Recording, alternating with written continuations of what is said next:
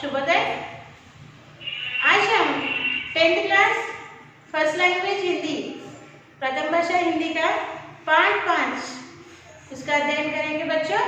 तो आपका 10th class first language Hindi lesson 5 गोभी का फूल पाठ का नाम क्या है? लेसन 5 गोभी का फूल। गोभी का फूल, गोभी का फूल। और इसके लेखक का नाम है केशव चंद वर्मा। लेखक का नाम क्या है? केशव चंद वर्मा।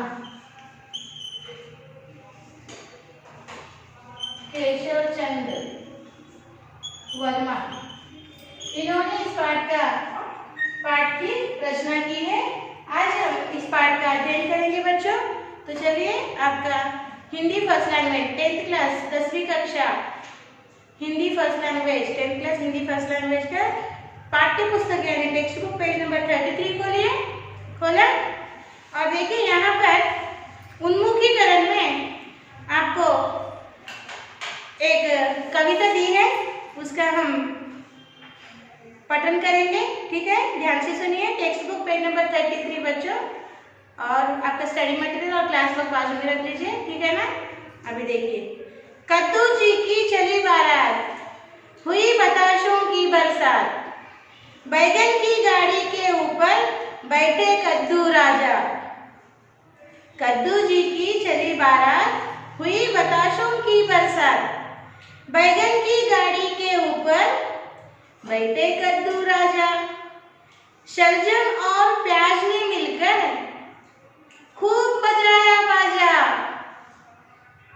मेथी पालक भिंडी तोरी टिड्डा मूली गाजर, बने बाराती नाच रहे थे आलू मटर टमाटर।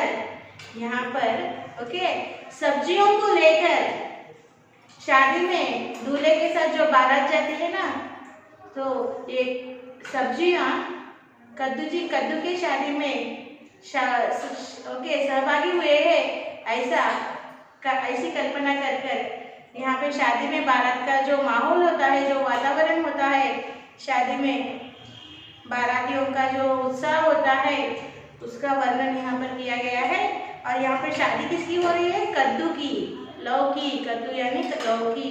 कद्दू जी की चली बारात, हुई बताशों की बरसात, हुई बताशों की बरसात, मीठे बतासे रहते हैं ना, हुई बताशों की बरसात, बैगन की गाड़ी के ऊपर बैठे कद्दू राजा।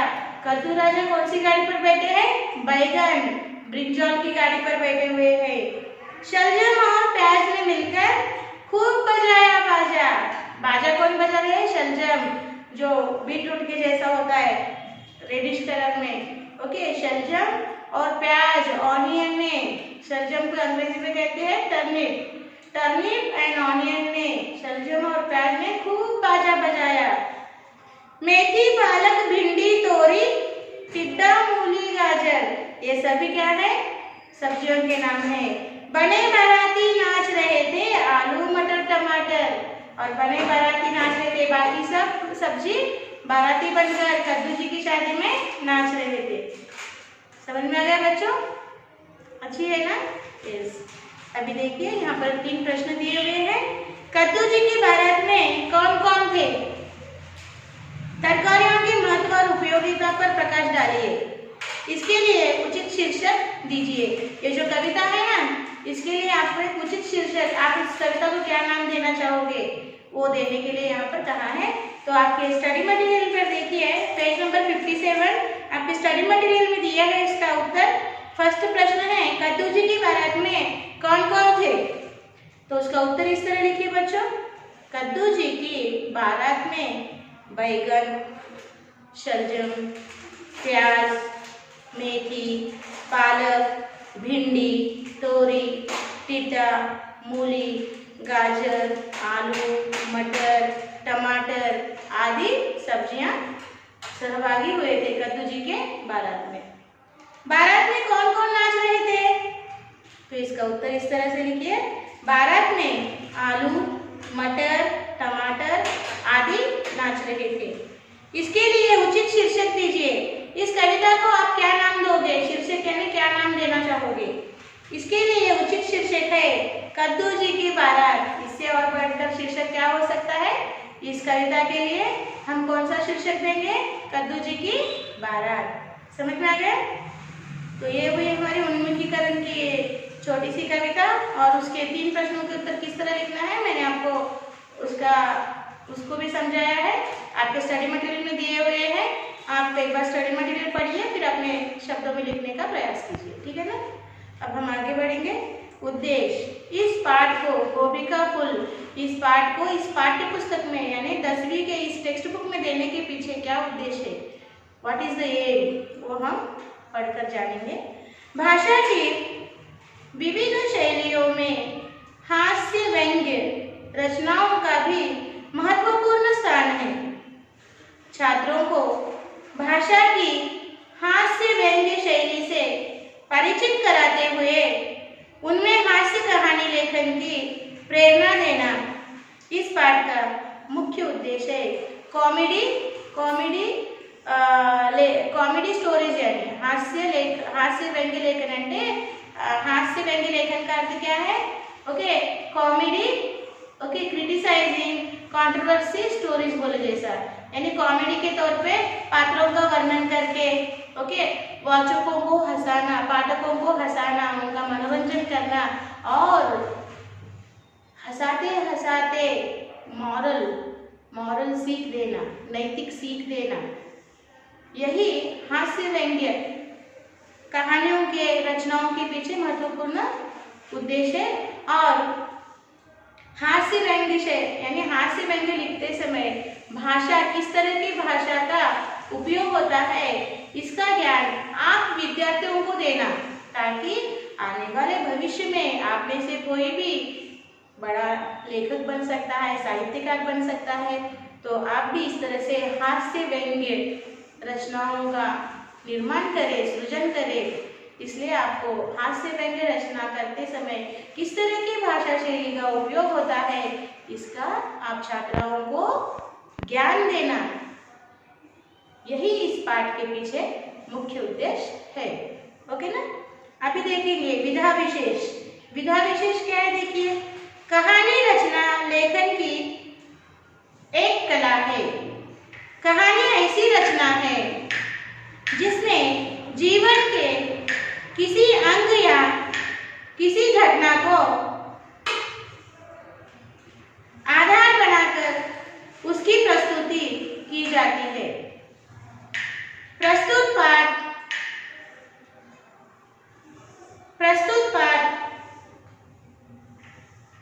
हास्य व्यंग्य पर आधारित है। हास्य एक ऐसा सागर है जहाँ सारे दुखों व कड़वे अनुभवों का और उलझनों का बोझ हल्का किया जा सकता है। इसमें प्रसंगों, घटनाओं व चेष्टाओं के सजीव चित्रण है। इस कहानी में हास्य रचनात्मक शब्दों व प्रसंगों का सुंदर प्रयोग है। देखिए, विधा विशेष क्या है? कहानी रचना लेखन की एक कला है। कहानी को लिखना लेखन की एक कला है। कला का अर्थ क्या है? Skill, style. कहानी को लिखने का भी एक ढंग होता है। कला यानी ढंग, स्किल। ओके, सो कहानी को लिखने का एक अलग सा ढंग होता है, कला होती है, एक आर्ट है। कहानी लिखना एक आर्ट है।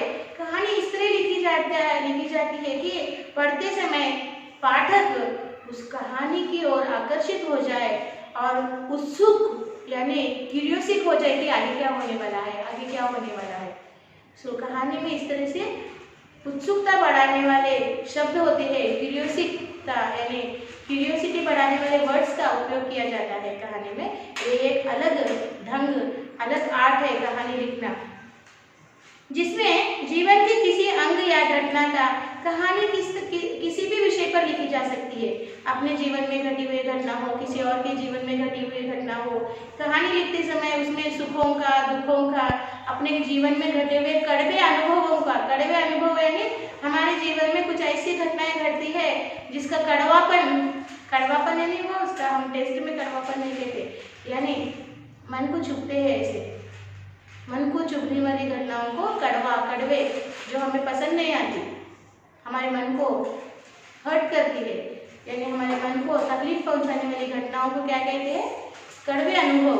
ऐसे कड़वे अनुभवों का वर्णन कहानी में किया जाता है, सजीवता से किया जाता है। कहानी पढ़ते समय ऐसा लगता है कि वो हमारे सामने अभी ये घटना अभी घट रही है, उसको क्या कहते हैं? सजीव वर्णन, यानी अभी चल रही है घटना, अभी है 1947 में हुई थी, मगर उसको हम इस तरह से पढ़ते हैं कहानी में कि अभी 1947 में ही हम हैं और हमारे आंखों के सामने ये घटना घट रही है।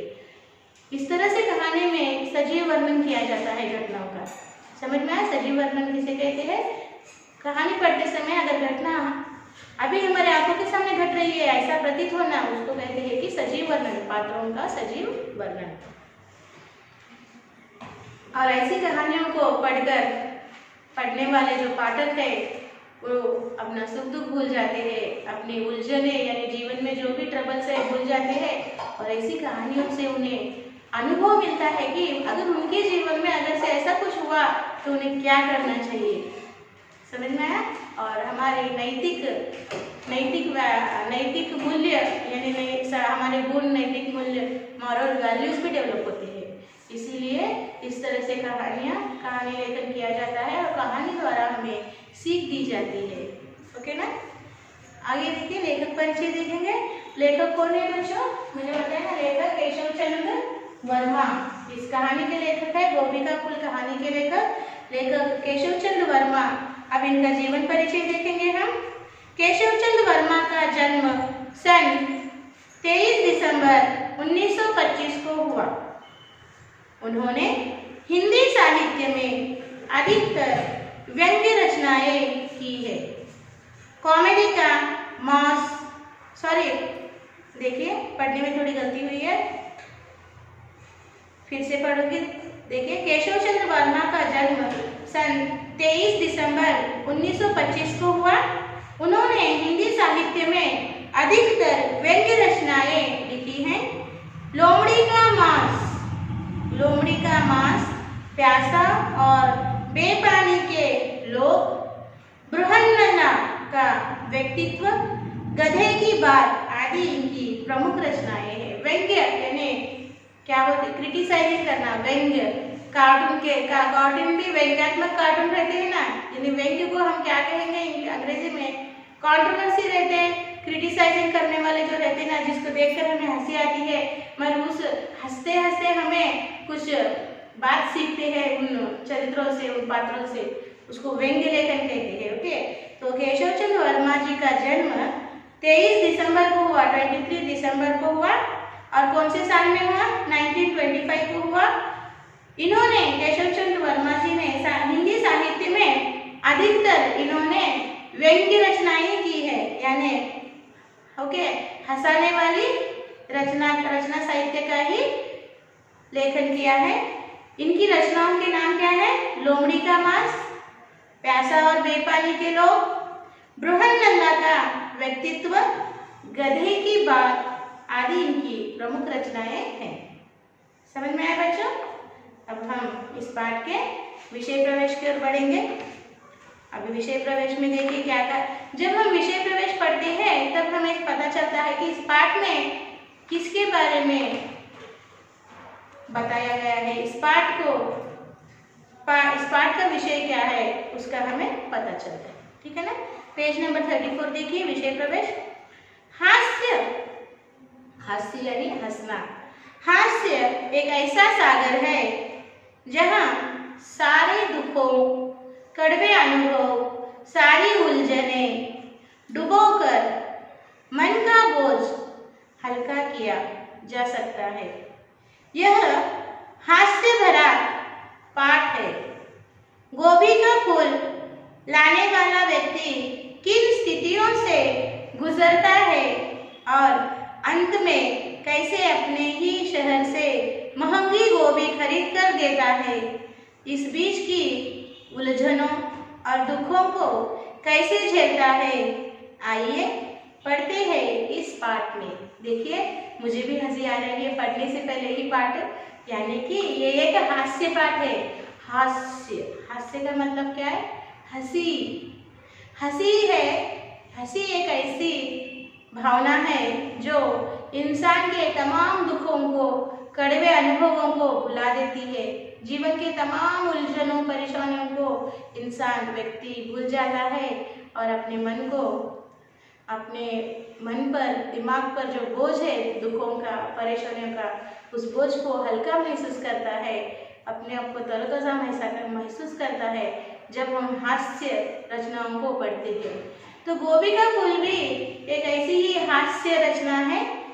इसमें वर्णन किया गया है कि गोभी का फूल लाने के लिए एक व्यक्ति को कहा जाता है और वो व्यक्ति गोभी का फूल लाते समय उसे किस प्रकार की परेशानियां उठानी पड़ी, किस प्रकार का दुख, किस प्रकार की टेंशन्स थे उसको, वो किस तरह से गोभी का फूल लाते समय उसको कितना परिश्रम उठाना पड़ा, मुसीबत उठानी पड़ी और अंत में फिर अपने ही शहर से एक महंगी यानी महंगे दाम में गोभी खरीद कर उसको देना पड़ा। फिर उसको ऐसा क्यों करना पड़ा, उन सारी परिस्थितियों का, घटनाओं का वर्णन हम इस पाठ को पढ़कर समझेंगे। ठीक है ना? तो चलिए पढ़ते समय ध्यान से सुनिए। ओके। आप तो बाबू हनुमान प्रसाद को नहीं जानते होंगे, परंतु बाजार में सभी कुंजड़े उन्हें अच्छी तरह पहचानते हैं। घर की साग सब्जी वे ही बाजार से रोज खरीद कर ले जाते हैं। हरे धनिये की गड्डी पैसे या 2 पैसे की 3 लेना, शलजम को पत्ते तुलवाना, आग्रह करना, आलू छाट कर चढ़वाना, सड़ा कुमड़ा दूसरे दिन का कटा हुआ वापस कराना और अरबी धुलवा कर, अरबी को मिट्टी लगी होती है ना, अरबी को धुलवा कर मिट्टी हटा कर लेना आदि अनेक ऐसी बातें हैं जिनके कारण सब्जी मंडी का हर कुंजड़ा उन्हें पहचानता है। कुंजड़ा का अर्थ क्या है बच्चों? कुंजड़ा का अर्थ सब्जी बेचने वाला, तरकारी बेचने वाला, ग्रीन ग्रोसर, उसको क्या कहते हैं? कुंजड़ा। ओके। देखिए यहाँ पे क्या कहा गया है। यहाँ पे एक कैरेक्टर है जिनका नाम है बाबू हनुमान प्रसाद। इनको न जानने वाला सब्जी मंडी में कोई भी कुंजड़ा यानी सब्जी बेचने वाला कोई भी ऐसा व्यापारी नहीं है कि इनको ना जानता हो, क्योंकि इनकी एक विशेषता है। क्या है? पैसे के 2-3 हरी धनिया यानी कोथिंबीर की जो कट्टे रहते हैं ना, हरी धनिया, पैसे के 2 या 3 पैसा में लेना, यानी ज्यादा, अगर भाव कम कर ज्यादा चीज लेना, इसका मतलब। और शलजम रहते हैं ना, शलजम को पत्ते रहते हैं ना, वो पत्तों को तोड़वा कर वजन करवाना, क्योंकि पत्ते के साथ वजन करे तो वजन में कम आती है सब्जी, इसलिए उसको पत्ते तोड़वा कर वजन करो, ऐसा आग्रह करना। अरबी को जो मिट्टी होती है, मिट्टी के साथ वजन करे तो अरबी कम आएगी ना, तो अरबी धोकर या मिट्टी हटाकर तुलवाना। और घर लेकर जाने के बाद अगर कोई तरकारी सड़ी हुई दिखे, खराब हुई दिखे, तो उसको दूसरे दिन लाकर वापस करना और उसके लिए बहस करना। इन सारी बातों के कारण बाबू हनुमान प्रसाद को हर एक सब्जी बेचने वाला जानता है। आगे देखिए। सब कुंजड़े उन्हें देखकर आइए बाबूजी का नारा लगाते हैं, किंतु मन से कोई नहीं चाहता कि वे उसकी दुकान पर ही उस दिन के बाजार का व्रत तोड़े। देखिए, जब बाबू हनुमान प्रसाद सब्जी लेने मंडी में आते हैं, सब्जी मंडी में, तो हर कुंजड़ा यानी हर सब्जी बेचने वाला ऊपरी तौर पर तो उन्हें कहता है कि हंसते हुए आइए बाबूजी, मगर उनके मन के अंदर क्या भाव होते हैं? वो उनके मन के अंदर ऐसे भाव होते कि ये व्यक्ति हमारे सब्जी के दुकान पर आज सब्जी खरीदने न लाए, क्योंकि ये बहुत किरकिरी करता है, ओके, आगे देखिए। हनुमान प्रसाद जी को हरी सब्जी का मर्ज है। सारे संसार में यदि किसी वस्तु को वे अधिक कारण मानते हैं तो वह है हरी सब्जी। किसी भी विषय पर आप उनसे बात चलाए, अंत में इसी विश्वास के साथ उठेंगे कि हर समस्या का हल हरी सब्जी में छिपा है। किस सब्जी में कितने विटामिन होते हैं, कितना लोहा, लोहा यानी आयरन, कितना लोहा, कितना चूना, कितना कत्था, कितनी लकड़ी, कितना ईंट, कितना गारा वगैरह वगैरह होता है। इसका जैसा विशद ज्ञान उनको है, वैसा कि पोस्टमास्टर को अब तक निकले हुए डाक टिकट के बारे में भी न होगा। हनुमान प्रसाद जी को ताजमहल का रिप्लिका भेंट कीजिए तो वे बुरा मान सकते हैं, परंतु इसके बजाय यदि आप उन्हें एक झाबा सोया मेथी का साग भेंट कर दे तो आप उनके सुहृदय मित्र माने जा सकते हैं। किसी को कहीं बाहर आते जाते देखते हैं, किसी को कहीं बाहर आते जाते देखते हैं तो मौसमी तरकारी लाने की फरमाइश वे जरूर कर देते हैं। देखिए जी, हनुमान प्रसाद जी, बाबू हनुमान प्रसाद जी है, इन्हें सब्जी का मर्ज है। मर्ज यानी तो उसका अर्थ होता है बीमारी। सब्जी का मर्ज यानी अब बाबू हनुमान प्रसाद को सब्जी की बीमारी है, इसका अर्थ क्या हुआ बच्चों? यानी उन्हें सब्जी बहुत पसंद है। जब भी ये लोग अपने मित्रों से किसी से भी बातचीत करते हैं तो उनकी बातचीत में सब्जी की बात बराबर आती है और हर बात का अंत भी वो सब्जी का जिक्र कर ही करते हैं। उन्हें पता है कि कौन सी सब्जी में कितना विटामिन है, कितना आयरन है, कितना लोहा, कितना चूना, कितना ईंट, कितना गारा वगैरह वगैरह। इसका अर्थ क्या है कि सब्जी के हर गुणों के बारे में उनको पता है और वो जब किसी से भी कुछ बात करते हैं तो सब्जी के गुणों के बारे में बात करते हैं, सब्जियों के महत्व के बारे में बात करते हैं, सब्जी के बारे में ही बात करते हैं। अगर कोई उनका मित्र या पहचान वाला कहीं बाहर गाँव जाने वाला है और इन्हें पता चलता है तो ये वहाँ जाकर उनसे कहते हैं कि आप फलाने जगह जा रहे हो ना, फलाने गांव को जा रहे हो तो वहां पर जो सब्जी मिलती होगी ताजी, जरा लेकर आइए। सब्जी लाने की फरमाइश करते हैं। अगर कोई इन्हें ताजमहल का नमूना गिफ्ट करे तो ये दुख मान सकते हैं, इनको खुशी नहीं होगी। अगर कोई इन्हें मेथी और सोया सब्जी का साग या मेथी और सोया सब्जी का झाबा, पूरा झाबा ही गिफ्ट कर दे तो इन्हें बहुत खुशी होगी। ऐसे इन्हें सब्जियों की पसंद है, इसीलिए इन्हें सब्जी का मर्ज है, सब्जी की बीमारी है, ऐसा कहा गया है। ओके ना, आइए देखेंगे। शामत के मारे मुंह से उस दिन निकल पड़ा, मैं लखनऊ जा रहा हूँ। छूटते ही बाबू हनुमान प्रसाद बोले, अरे भाई वर्मा साहब, आप लखनऊ जा रहे हैं तो हमारे लिए 4 फूल गोभी लेते आइएगा। अभी यहाँ गोभी का अच्छा फूल मिलता नहीं है। सुना है लखनऊ में 2-2 आने में अच्छे फूल मिल जाते हैं। देखिए, ऐसे इनके एक दोस्त है, मित्र है, बात कर रहे थे बाबू हनुमान प्रसाद जी के साथ और बातों बातों में शामत के मारे यानी मुंह से निकल जाना, शामत के मारे में शामत आना, परेशानी आएगी। अब मैंने ये बोल दिया तो परेशानी आएगी, यानी बातों बातों में ऐसा जिक्र हुआ कि मैं लखनऊ जा रहा हूँ। और बाबू हनुमान प्रसाद छुड़ते ही क्या बोले, अरे भाई वर्मा साहब, आप लखनऊ जा रहे हैं ना, तो हमारे लिए 4 गोभी, फूल गोभी, कॉलीफ्लावर बोलते ना उसको, फूल गोभी कहते हिंदी में। ओके, हमारे लिए 4 फूल गोभी लेकर आइए। वहाँ पर फूल गोभी, लखनऊ में फूल गोभी बहुत ही ताज़ी मिलती है और सस्ती मिलती है, यानी 2-2 आने में अच्छे फूल मिलते हैं। तो हमारे लिए 4 गोभी के फूल लेकर आइए, ऐसी फरमाइश बाबू हनुमान प्रसाद जी ने वर्मा साहब से की।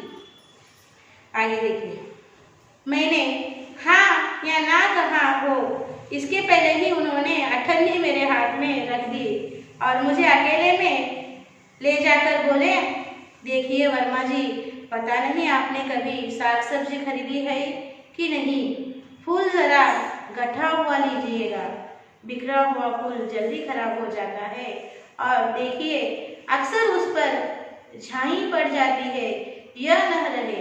बहुत से गोभी वाले पत्ते निकाल देते हैं, वे पत्ते न निकाल नहीं पाए, पूरी गोभी लीजिएगा। जो कैलोरी होती है पत्तों में वह फूलों में तो होती ही नहीं। पत्तों के डंडल का अचार बहुत अच्छा होता है, उसकी सब्जी तो आपने खाई ही नहीं होगी, लौट कर आइए तो खिलाऊं। जरा सी मध्यम आंच पर पाव भर पानी में उबालकर नमक मिर्च डालकर खाइए तो देखिए लाल लाल कल्ले निकल आएंगे। देखिए कैसे। तो बाबू हनुमान प्रसाद जी ने वर्मा जी से कहा कि अगर आप लखनऊ जा रहे तो हमारे लिए 4 गोभी के फूल गोभी लेकर आइए। और ये वर्मा साहब हाँ कहे या ना कहे, उससे पहले हनुमान प्रसाद जी ने उनके हाथ में अठन्नी रख दी और उन्हें बाजू में लेके जाकर, यानी 4 दोस्त या कुछ लोग मिलकर बात करते होंगे, उन्हें लोगों से जरा दूसरी ओर लेकर जाकर समझा रहे कि सब्जी किस तरह खरीदनी है। देखिए वर्मा साहब, आपने इससे पहले सब्जी खरीदी है या नहीं पता नहीं, सब्जी लेते वक्त जरा ध्यान रखें कि गोभी का फूल गठा हुआ हो, यानी ऐसा गट्ट मुद्दे के जैसा हो, ऐसा खुला खुला ना हो। खुला खुला होने पर गोभी का फूल खराब हो जाता है जल्दी, गठा हुआ लेने से ताज़ा रहता है। और उसके पत्ते निकाल कर मत लीजिए। बहुत से व्यापारी क्या करते हैं, गोभी के फूल के पत्ते कट कर सिर्फ गोभी का फूल देते हैं।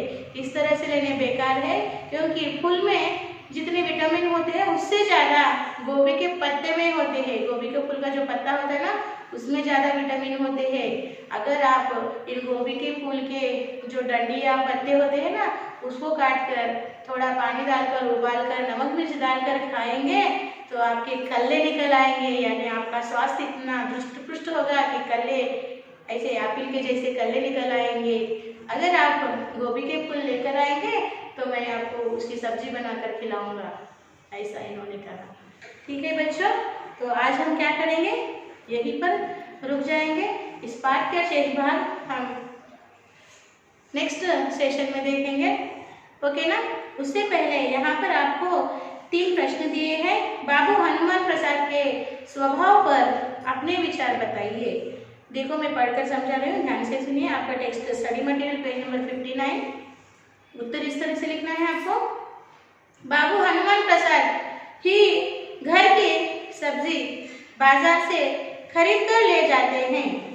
हरे धनिये की गड्डी पैसे पैसे या 2 पैसे 3 लेना, शलजम को पत्ते तुड़वा कर तुलवाने का आग्रह करना, आलू छाट छाट कर चढ़वाना, सड़ा कुमड़ा दूसरे दिन कटा हुआ वापस कराना और अरबी धुलवा कर मिट्टी हटा कर लेना, बाहर जाने वाले को मौसमी तरकारी की फरमाइश देना आदि अनेक ऐसी बातों से हर कुंजड़ा अपने मन से उसे पसंद नहीं करता। मेरे विचार में ऐसे व्यक्ति निराले ही होते हैं। वे भी बुढ़े होते हैं। वे अपने आप को होशियार, दूसरे को बेवकूफ समझते हैं। वे अपने रवैश को नहीं बदलते। तब उन्हें बदलवाने के लिए लेखक, कुंजड़े आदि लोगों को बाबू हनुमान प्रसाद का कहना नहीं मानना चाहिए। देखिए सेकंड क्वेश्चन है, आदि कारण से क्या अभिप्राय है? आदि कारण से क्या अभिप्राय है? तो उत्तर इस तरह लिखिए। बाबू हनुमान प्रसाद जी को हरी सब्जी का मर्ज है। मर्ज का मैंने अर्थ बताया आपको, बीमारी। वे सारे संसार में यदि किसी वस्तु को आदि कारण मानते हैं तो वो है हरी सब्जी। किसी भी विषय पर उनसे बात चलाइए, अंत में इसी विश्वास के साथ उठेंगे कि हर समस्या का हल हरी सब्जी में छिपा पड़ा है।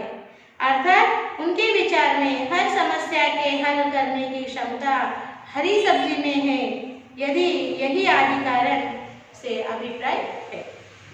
और तीसरा प्रश्न है, बाबू हनुमान प्रसाद के सब्जी ज्ञान पर टिप्पणी कीजिए। तो आपको इस तरह से लिखना है, बाबू हनुमान प्रसाद को जो विशेष सब्जी ज्ञान है वैसा किसी पोस्ट मास्टर को अब तक निकले हुए डाक टिकटों के बारे में भी न होगा। किस सब्जी में कितना विटामिन होता है, कितना लोहा, कितना चूना, कितना कत्था, कितनी लकड़ी, कितना ईंटा, कितना गारा वगैरह होता है, इसका अच्छा ज्ञान इसके बिना किसी को मालूम नहीं होता। उदाहरण के लिए गोभी के फूल के बारे में इस प्रकार बताते हैं, फूल जरा गठा हो, बिखरा हुआ फूल जल्दी खराब हो जाता है, अक्सर उस पर झाई पड़ जाती है। झाई पड़ना यानी ऐसे काले काले कीड़ों का जो कीड़े लग जाते हैं उसको झाई पड़ना कहते हैं। ओके,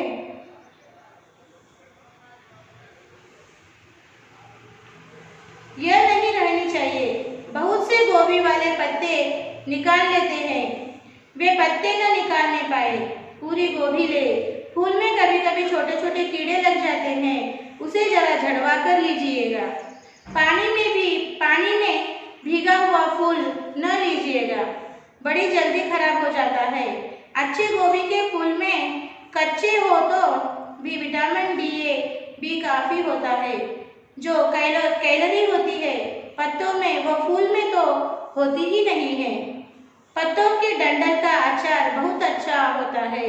जरा सी मध्यम आंच पर पाव भर पानी में उबालकर नमक मिर्च डालकर खाते तो लाल लाल कल्ले निकल आएंगे। वे इस प्रकार हर किसी सब्जी के बारे में बहुत कुछ कर सकते हैं। ओके ना, तो आज का हमारा साक्षी इस तरह लिखिए।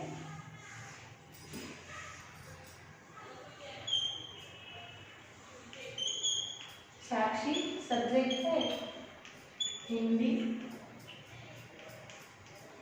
फर्स्ट लैंग्वेज, क्लास है 10th क्लास, HW है। Okay, learn and right question answers and meanings from lesson 5 in HW 1 and here PS। Okay, तो आपको यहाँ पे पेरेंट्स साइन लेना है बच्चों, और होमवर्क समय पर कर स्कूल मेल ID को भिजवाइए बच्चों, कोई पेंडिंग वर्क्स मत रखिए, ठीक है ना। तो फिर हम इस पाठ के शेष भाग के साथ नेक्स्ट सेशन में बात करेंगे। तब तक धन्यवाद, बाय बाय।